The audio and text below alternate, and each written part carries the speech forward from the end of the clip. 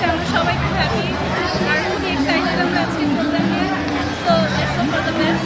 বাকি সময়টা কিভাবে কাটানোর ইচ্ছা আছে?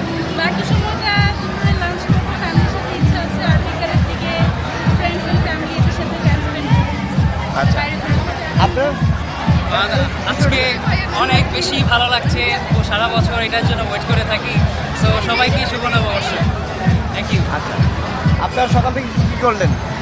এই তো ফ্রেন্ডদের সাথে ঘুরলাম, ভার্সিটিতে ফার্স্ট টাইম পড়ালেখার জন্য মনে হচ্ছে খুব ভালো লাগছে। এই তাসের জন্য ওয়েট করতেছি, আসবে খুবই এক্সাইটেড। আপনার কি অবস্থা? আপনি কি সকাল থেকে ভালোবেসে কি কি করছেন? সকাল থেকে আমি যখন বাসা থেকে বের হয়েছি তখনই হ্যাঁ, আপু থাকেন।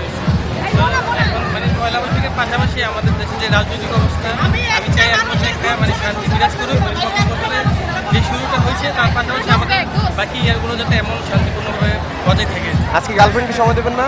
হ্যাঁ, অবশ্যই গার্লফ্রেন্ডকে তো অবশ্যই সময় দেবো। আচ্ছা, থ্যাংক ইউ। আপনার কেমন লাগছে?